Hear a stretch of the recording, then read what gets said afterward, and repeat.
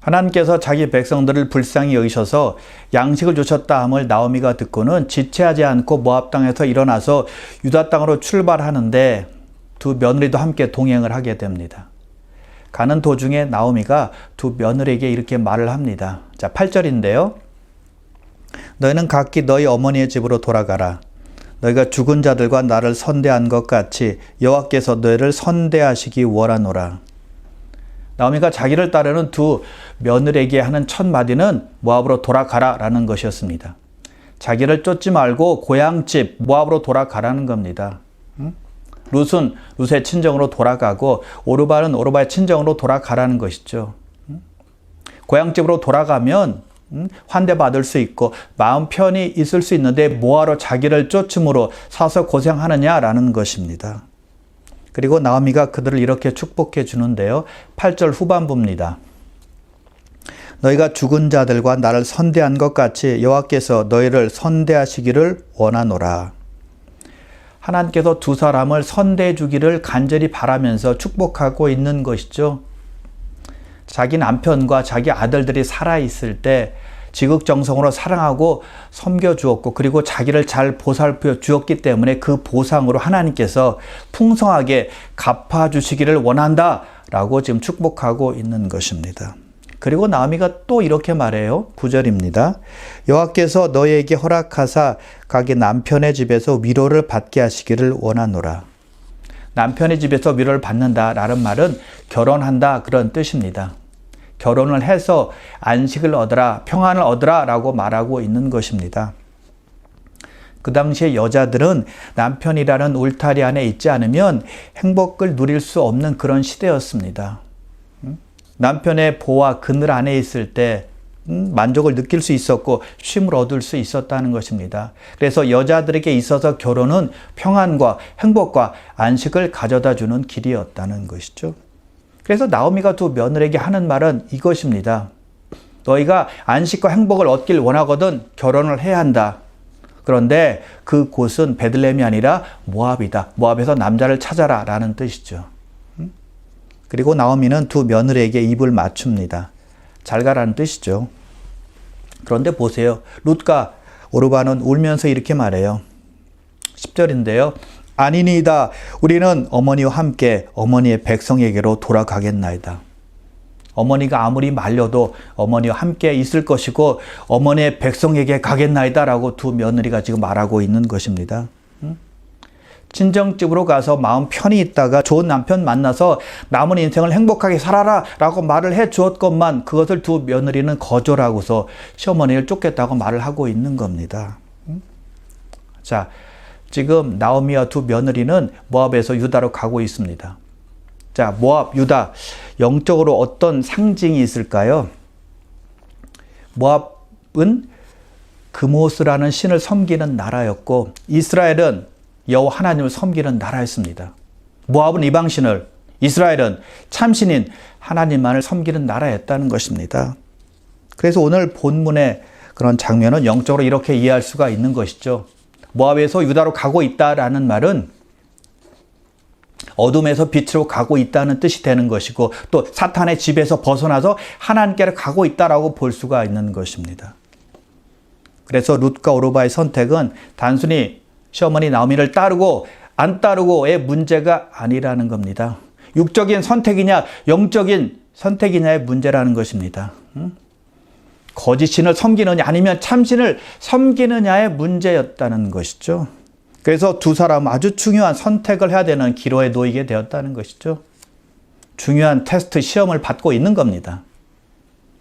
자, 그런데 두 며느리는 첫 번째 테스트는 잘 통과했습니다.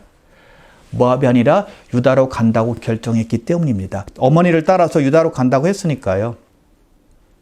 그런데 보통 며느리들 같았으면 어떻게 할까요? 쉽게 모압으로 간다고 말했을 겁니다.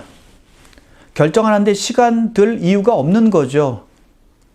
금방 답이 나오잖아요. 어머니를 따라가봤자 밝은 미래가 보이는 것도 아니었고요. 또 어려운 형편이 나아지는 것도 아니었기 때문입니다. 친정집으로 돌아가서 살다가 좋은 남자 만나서 안정적으로 살 수 있는데 뭐하러 시어머니를 따르겠습니까? 그리고 시어머니가 돌아가라고 말을 했잖아요. 그래서 나오미를 쫓을 이유가 없었다는 것입니다. 나오미를 쫓으면 고생길인데 뭐하러 나오미를 쫓느냐는 거죠. 그럼에도 불구하고 두 며느리는 나오미를 따르겠다고 했다는 거예요. 자, 두 사람에게 있어서 모압은 어떤 곳일까요? 익숙한 곳이었고 삶의 터전이었습니다. 집이 있었고 가족이 있었고 친구가 있었고 일상이었다는 겁니다. 그런데 고생이 기다리고 있는 유다를 선택했다는 것이죠. 자, 나오미가 두 며느리에게 돌아가라고 말을 하고는 입을 맞추죠. 두 사람이 모압으로 돌아가는 것을 기정사실화한 겁니다. 작별 인사했으니까요. 모압으로 돌아가라는 무언의 압력인 거죠. 그리고 나오미가 룻과 오르바에게 입을 맞췄다는 것은 두 사람에 대한 뜨거운 애정의 표시입니다. 너희들이 모압에 남는다고 해도 나와의 관계가 멀어지는 것이 아니야 라고 말하는 겁니다. 그런 메시지를 준 것입니다. 그래서 나오미의 입맞춤은 베들레헴으로 가겠다는 결심을 포기하게 만드는 하나의 요소였다는 겁니다. 너희는 모압으로 돌아가야만 돼 라는 부추김이었다는 것이죠. 근데 그럼에도 불구하고 두 사람은 모압으로 돌아가지 않고 어머니를 따르겠습니다 라고 말하며 결심을 굽히지 않은 것입니다. 참 잘한 거예요. 여러분, 이것이 성도들이 믿음의 길에서 마주하는 시험입니다. 모압과 베들레헴 사이에서 선택해야 되는 시험이라는 것이죠. 자, 두 며느리에게 모압은 어떤 곳입니까? 익숙함이 있는 곳이었고 안정된 곳이었고 그리고 눈에 보이는 보상이 있는 곳입니다. 근데 베들레헴은 어떤 곳입니까? 두 며느리에게 낯선 곳이었습니다. 확실한 미래가 보이지 않는 곳이었고요. 눈에 보이는 보상이 없는 곳이었다는 것입니다. 그래서 많은 사람들이 모압에 머무는 것입니다. 세상을 선택하는 겁니다. 왜요? 눈에 보이는 것이 있으니까. 손에 잡히는 것이 있으니까요. 당장 만족을 주는 것이 있으니까요. 눈에 보이는 보상이 있다는 겁니다. 세상은요, 언제나 매력적이거든요.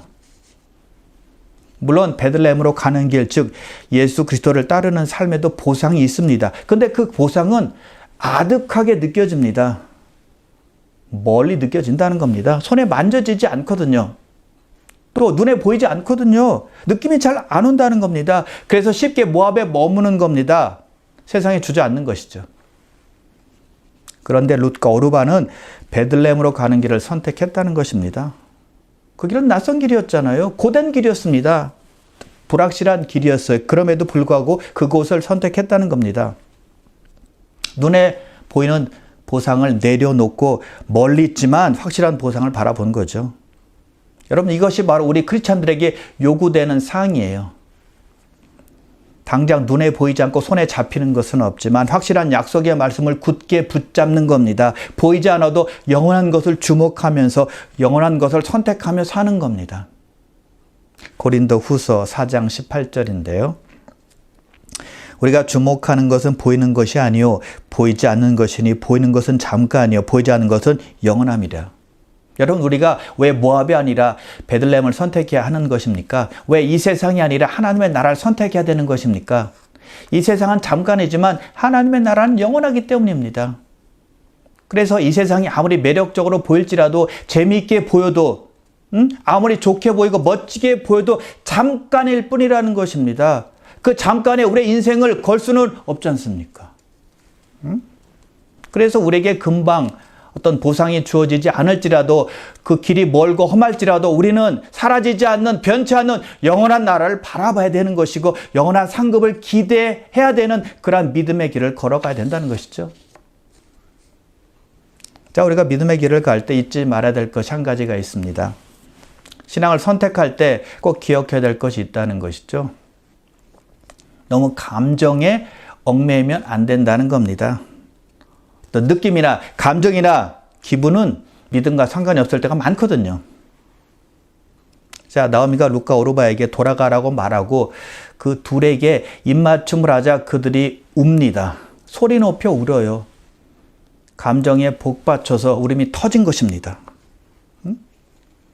룻과 오르바는 눈물을 흘릴 정도로 시어머니와 헤어지고 싶지 않았던 거죠. 그래서 베들레헴에 함께 가고 싶어 했다는 거예요. 그런데 여러분, 냉정하게 생각해 본다면 만일 두 며느리가 한때 감정으로 시어머니 나오미를 따라갔다고 생각해 보십시오. 그 후에 감정이 다 식으면 내가 왜 따라온 거지? 내가 왜 이런 고생을 하고 있는 거지? 라고 후회하지 않겠습니까?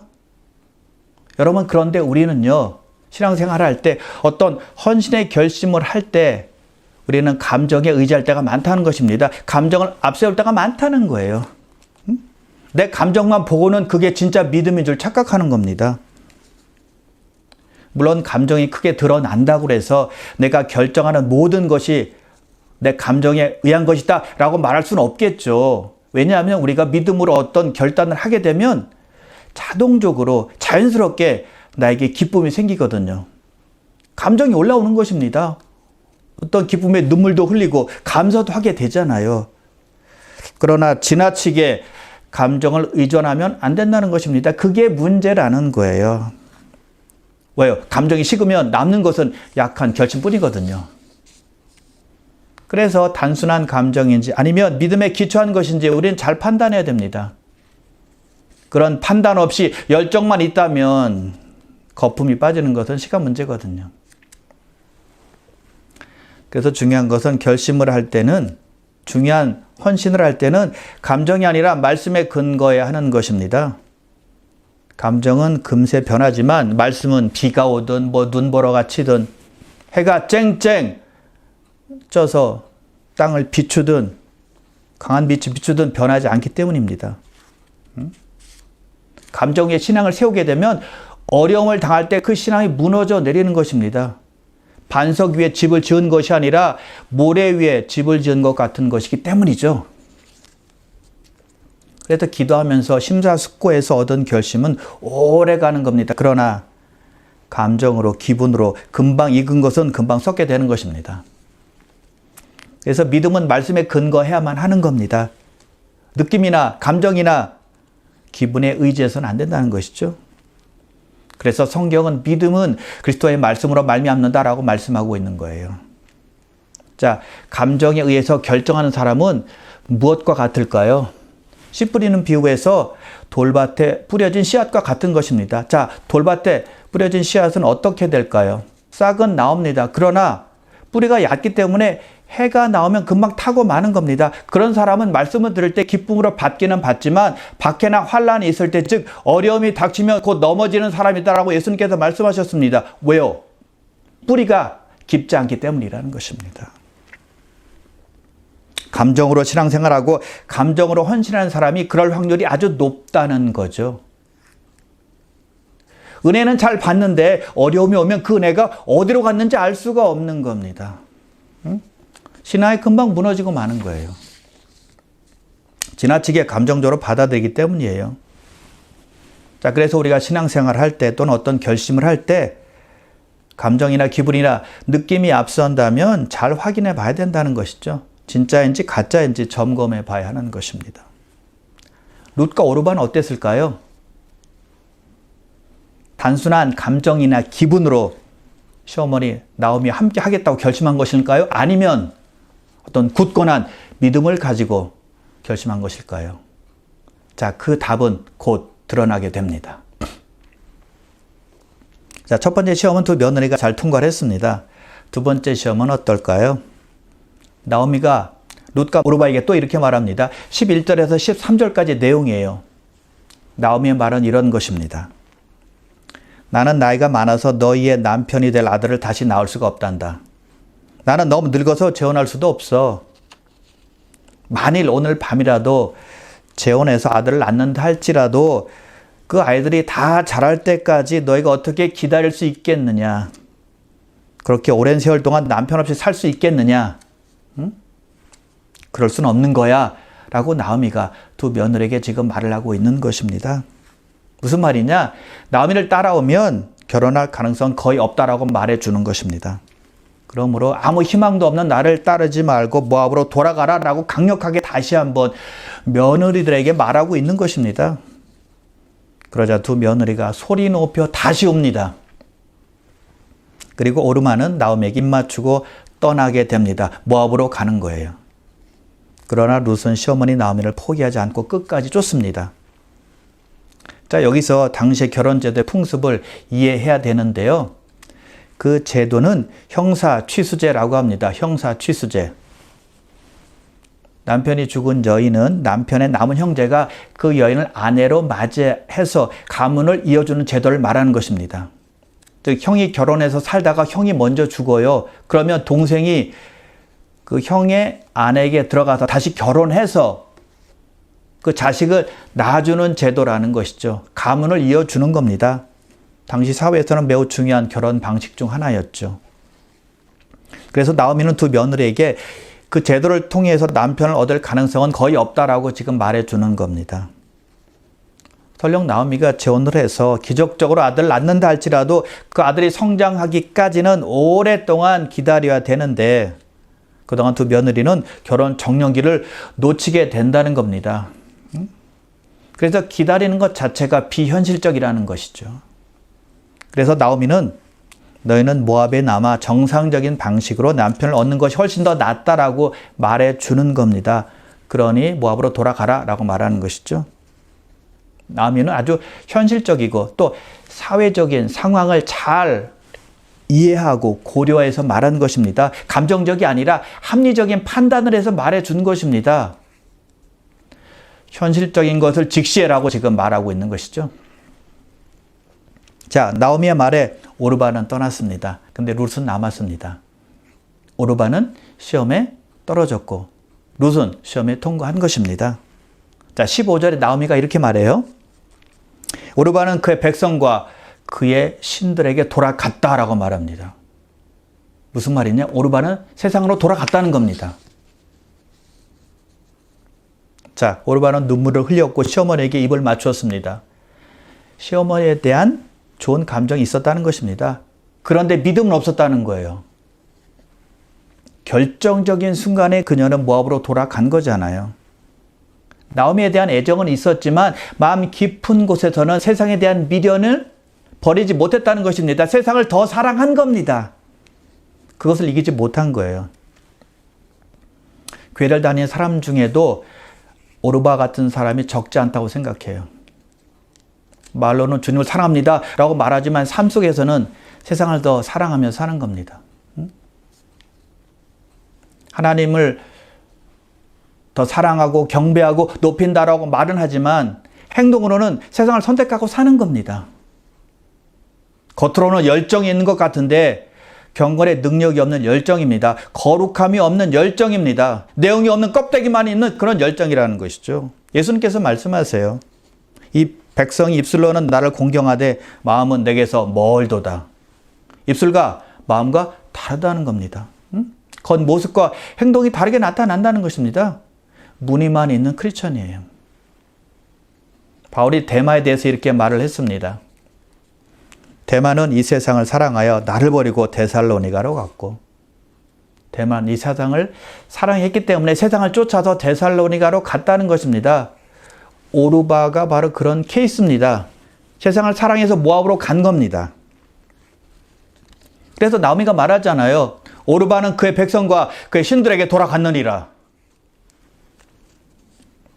오르바는 더 이상 성경에 나오지 않고 사라지게 되죠. 오르바는 사라지는 길을 선택한 것입니다. 세상을 선택한 사람의 삶은 흔적 없이 사라지게 되어 있다는 것입니다. 하나님의 눈에는 안 보이는 거예요. 그런데 룻을 보세요. 14절에 보니까 오르바는 나오미에게 입맞추고 떠나지만 룻은 나오미를 붙쫓았더라라고 말씀하고 있습니다. 붙쫓았더라. 이 말은 히브리어로 보면 다바크라는 단어입니다. 근데 아주 강한 의미의 단어예요. 착 달라붙다 또는 아주 굳게 결합하다라는 뜻입니다. 상황이 어떠하든 환경이 어떠하든 처지가 어떠하든 끝까지 붙잡는 것을 뜻하는 겁니다. 룻은 시어머니 나오미를 끝까지 붙든 거죠. 그런 붙드는 선택이 복의 길, 은혜의 길, 하나님의 역사 속으로 들어가는 길이 되게 한다는 것이죠. 나오미가 끝까지 자기를 쫓는 룻에게 이렇게 말합니다. 15절입니다. 보라, 내 동서는 그의 백성과 그의 신들에게로 돌아가나니 너도 너의 동서를 따라 돌아가라. 너도 너의 동서를 따라 돌아가라 라고 말합니다. 여러분 이것은요 룻의 마지막 시험입니다. 세 번째 시험이죠. 그 시험은 어떤 종류의 시험일까요? 세상과 분리되지 말고 세상과 섞여서 살아라 라는 그런 시험입니다. 네 동서 그 오르바가 모압으로 돌아가서 세상 사람들과 함께 살지 않니? 너도 그런 보통 사람이 돼야 되는 거야 라고 말하는 것입니다. 여러분 이것은 엄청난 시험입니다. 따로 홀로 서려고 하지 마. 세상과 구별되어서 살려고 하지 마. 오직 하나님만 섬기려고 하지 마 라는 뜻입니다. 보통 사람과 같이 살아라. 죄와 더불어서 살아라. 그런 뜻입니다. 여러분 근데 성경은 절대 그렇게 말씀하고 있지 않습니다. 빛과 어둠이 섞일 수 없는 것처럼 하나님의 자녀는 빛의 자녀이기 때문에 세상에 살지만 세상 속에 속해 있지만 세상들과 함께 살아야 되긴 하지만 구별되어 살아야 된다. 경건하게 살아야 된다. 거룩하게 살아야 된다라고 말씀하고 있다는 것이죠. 세상 문화와 타협해서 사는 것이 아니라 하나님의 자녀의 정체성을 가지고 살라는 거예요. 여러분 그래서 진리는 항상 다수결로 결정되지 않아요. 하나님 앞에서 옳은 길을 선택할 때는 때때로 홀로 서기를 해야 합니다. 그 길은 외로워요. 근데 그 길은 영광스러운 길임을 믿으시길 바랍니다. 사람들의 박수를 위한 결단이 아니라 하나님을 기쁘시게 하는 결단이 되어야 한다는 것이죠. 이제 룻은 혼자가 되었습니다. 옆에 오르바가 없어요. 지지해 줄 사람 없습니다. 응원해 줄 사람도 없습니다.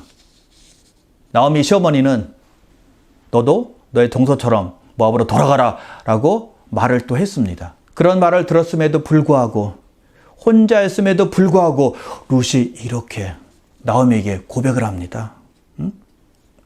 내게 어머니를 떠나며 어머니를 따르지 말고 돌아가라 강권하지 마옵소서. 어머니께서 가시는 곳에 나도 가고 어머니께서 머무시는 곳에 나도 머물겠나이다. 어머니의 백성이 나의 백성이 되고 어머니 하나님이 나의 하나님이 되시리니 어머니께서 죽으시는 곳에서 나도 죽어 거기 묻힐 것이라. 만일 내가 죽는 일 외에 어머니를 떠나면 여호와께서 내게 벌을 내리시고 더 내리시기를 원하나이다. 와, 엄청난 고백이죠. 대단한 결단입니다. 이방 여인 룻의 입에서 이런 말이 나온 것입니다. 여러분 이 고백은요 고전 중에 고전입니다.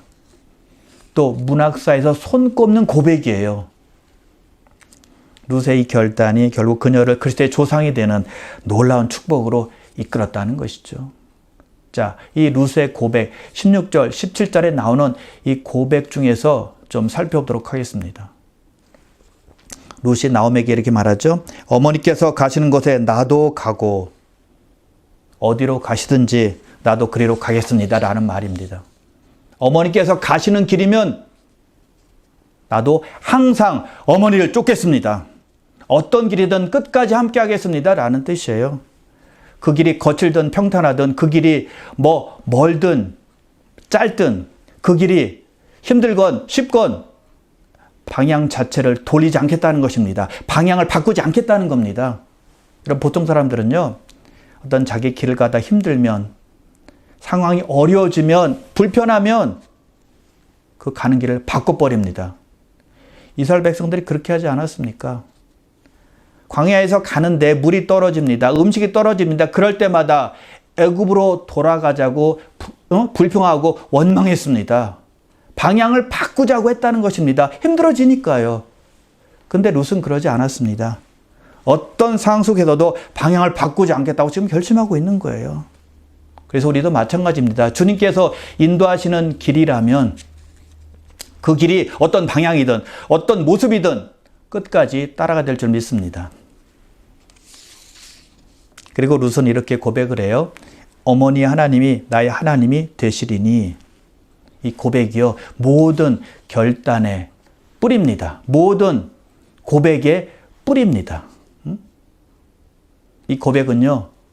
룻이 선택한 가장 최고, 가장 중요한, 가장 중심적인 고백 선택이었다는 것입니다. 룻이 내린 최고의 결정이죠. 이 고백이 없으면 다른 고백 아무리 많이 고백할지라도 소용이 없는 것입니다. 이 고백 위에 다른 고백들이 세워져야 안전한 겁니다. 무너지지 않는 것이죠. 요 하나님을 믿지 않고 시어머니 나오미만 졸졸 따라다니면 뭐 하겠습니까? 자, 교회를 나오는데 그냥 심심해서 그냥 교제만을 위해서 나온다면 무슨 의미가 있겠느냐는 것입니다. 예수를 믿어야죠. 하나님의 아들 독생자 예수 그리스도를 믿을 때 구원이 있고 영생이 있고 천국이 주어지는 것이니까요. 여러분, 우리 인생에서 신앙보다 더 중요한 것은 없습니다. 룻은 지금 자기 삶의 삶 전체를 뒤흔드는 어마어마한 지금 선택을 하고 있는 것이죠. 단순히 시어머니를 따라가는 그런 문제가 아닙니다. 그녀는 모압의 우상 숭배를 떠나서 참되신 하나님께로 돌아서는 결단을 하고 있는 것입니다. 그 모습을 버리고 여호와 하나님을 자신의 하나님으로 모시겠다는 결단을 하고 있는 겁니다. 이것이야말로 룻의 인생에 있어서 가장 위대한 결정이었죠. 여러분, 그래서 하나님을 선택하는 결정이야말로 인생을 새롭게 여는 가장 위대한 선택임을 믿으시길 바랍니다. 그리고 룻이 이렇게 말합니다. 어머니께서 죽으시는 곳에서 나도 죽어 거기 묻힐 것이라. 룻의 결심은 단순한 어떤 일시적인 선택이 아니었다는 것이죠. 평생의 결심이었습니다. 더 나아가서 영혼을 향한 결단, 영구적인 결단이었다는 것이죠. 그리고 룻의 마지막 고백입니다. 만일 내가 죽는 일 외에 어머니를 떠나면 여호와께서 내게 벌을 내리시고 더 내리시기를 원하나이다. 죽기 전에는 결코 어머니를 떠나는 일은 없다는 거죠. 룻의 결심이 얼마나 확고한지를 보여주는 것입니다. 자, 나오미는 룻의 결심을 듣고는 더 이상 모압으로 돌아가라라는 말 하지 않습니다. 그리고는 룻과 함께 베들레헴을 향해서 걸어갑니다. 여러분, 믿는 우리가 신앙의 길을 걸어갈 때 꼭 마주 보는 시험이 있습니다. 금방 보상해 줄 것 같은 모압이 있고요. 또는 멀리 있는 것처럼 보이지만 완전하고 영원한 보상을 주는 베들레헴도 있습니다. 우리는 이 둘 사이에서 반드시 베들레헴을 선택해야만 합니다. 그런데 믿음의 길은 항상 쉬운 것이 아닙니다. 좁은 길이고요. 멀게 느껴지고 힘들게 느껴져요. 그래서 참고 인내해야 되는 것입니다. 그래서 믿음의 길은 눈에 보이지 않아도 바라봐야 되는 것이고요. 기다림도 견뎌야 되고 하나님의 때도 신뢰해야 된다는 것입니다. 여러분, 세상의 보상은요, 빛을 금방 잃습니다. 그러나 하나님의 보상은 영원합니다. 빛의 상급이라는 것이죠. 결코 사라지지 않는 보상이라는 것입니다. 룻이 그것을 바라보고 결심했다는 것입니다.